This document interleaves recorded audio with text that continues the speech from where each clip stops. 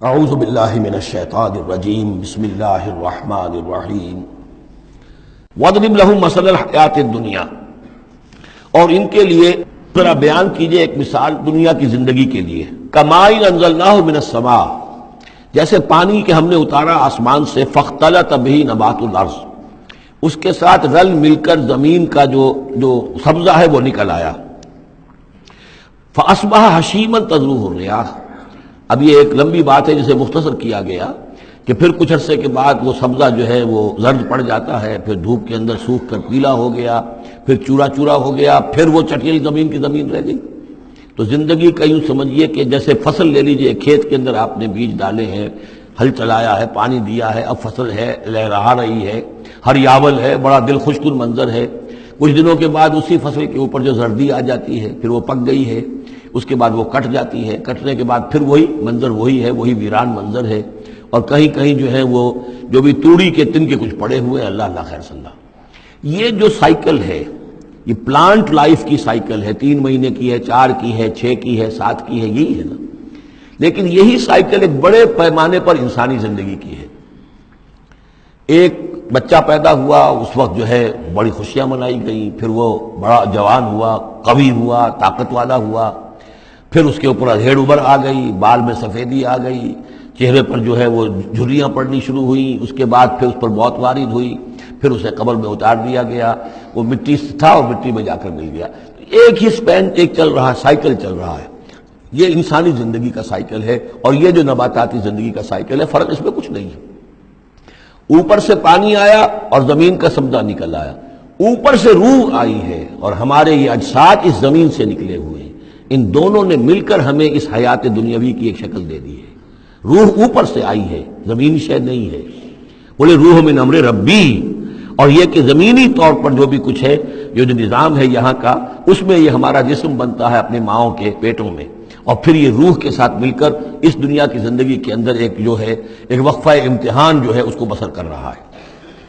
وَاضْرِبْ لَهُمْ مَثَلَ الْحَيَاةِ الدُّنْيَا، ان کے لیے دنیا کی زندگی کی مثال بھی بیان کیجئے. کَمَاءٍ أَنزَلْنَاهُ مِنَ السَّمَاءِ، جیسے کہ پانی جو ہم نے اتارا آسمان سے. فَاخْتَلَطَ بِهِ نَبَاتُ الْأَرْضِ، تو پھر اس کے ساتھ سبزہ جو ہے زمین کا رل مل کر نکل آیا. فَأَصْبَحَ هَشِيمًا، پھر وہ ہو گیا چورا چورا. تَذْرُوهُ الرِّيَاحُ، کہ جنہیں ہوائیں لیے اڑتی پھر رہی ہیں. وَكَانَ اللَّهُ عَلَىٰ كُلِّ شَيْءٍ مُقْتَدِرًا، اور یہ اللہ تعالیٰ جو ہے ہر شے پر قادر ہے. اس کے لیے جیسے یہ سائیکل چل رہا ہے تمہارا نباتاتی، ایسے ہی حیواناتی ہے، ایسا ہی تمہارا انسانی زندگی کا ہے. المال والبنون زینت الحیات الدنیا، یہ زینت کا لفظ 3 مرتبہ اس صورت میں آیا ہے، اور یہ اس کا عمود ہے، میں بتا چکا ہوں آپ کو.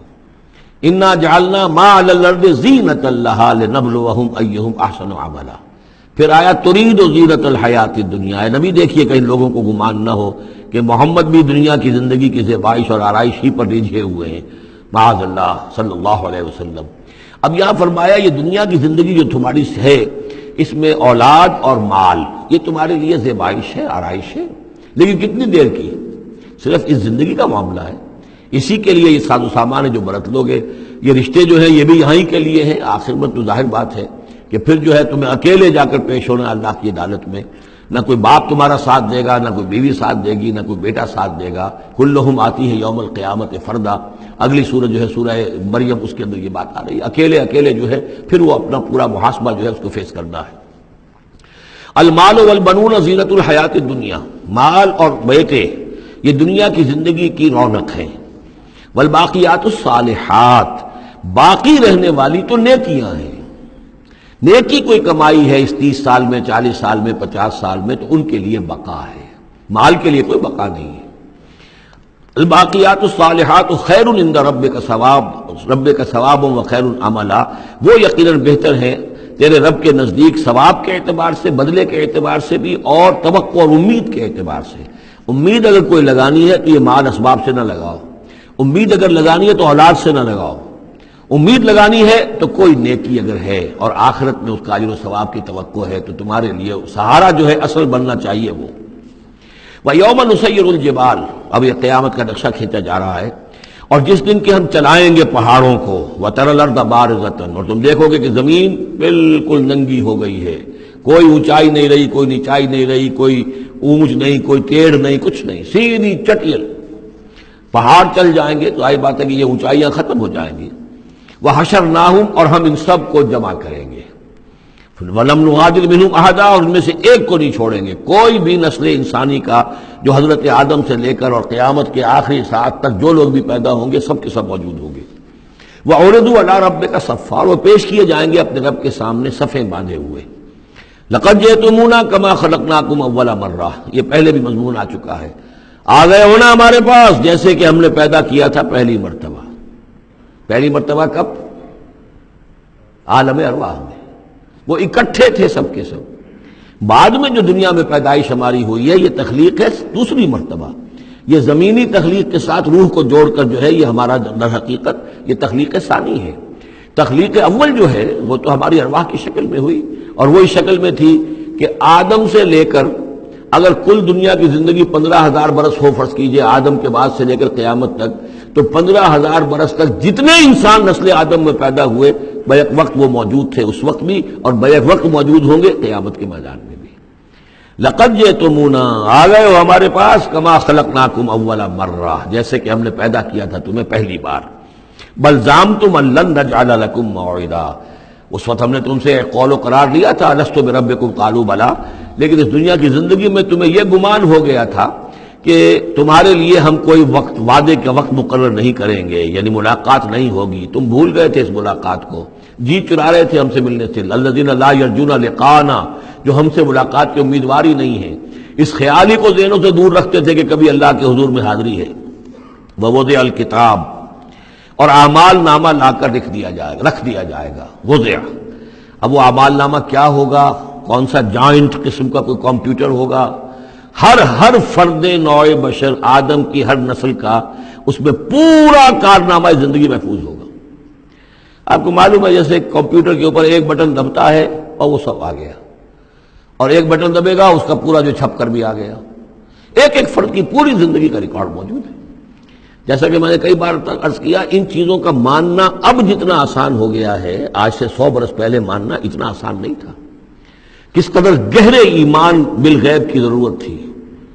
آج تو یہ چیزیں ہمارے حساب کتاب میں آ رہی ہیں. چھوٹے چھوٹے سے بٹن کی طرح کا تو ٹیپ ریکارڈر ہوتا ہے کہ آپ سے ملنے کے لیے کوئی آیا ہے آپ کو پتہ ہی نہیں اور اس کا جو بٹن ہے جو کوٹ کا آپ بٹن سمجھ رہے وہ ٹیپ ریکارڈر ہے. وہ آپ کے ساتھ جو گفتگو ریکارڈ ہو رہی ہے آپ کو پتہ ہی نہیں. جو صورتحال یہ ہو چکی ہے ذرا لگائیے کہیں پر اور آپ کو معلوم ہوگا کہ آپ کی ساری گفتگو سن لیجیے آپ. تو یہ ساری ریکارڈنگ کے ہر چیز محفوظ ہو رہی ہے. اعمال نامے میں ہر شے موجود ہے. ووضع الکتاب اور وہ لا کر اعمال نامہ رکھ دیا جائے گا.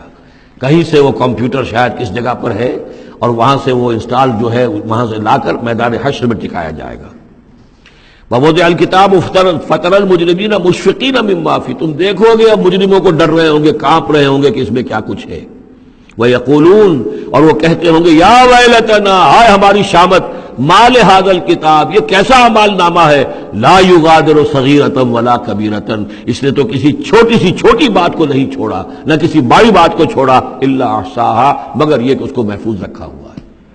اس نے تو مائنیوٹس ڈیٹیلز کو بھی اومٹ نہیں کیا ہے. کیسا ہی اعمال نامہ مال ھذا الکتاب لا یغادر صغیرۃ ولا کبیرۃ الا احصاها ووجدوا ما عملوا حاضرا ما عملوا اور وہ پائیں گے جو بھی عمل انہوں نے کیا ہوگا اسے موجود. ولا یظلم ربک احدا تیرا رب کسی پر ظلم نہیں کرے گا. یہ تمہارے اپنے اعمال ہیں. صدق اللہ العظیم.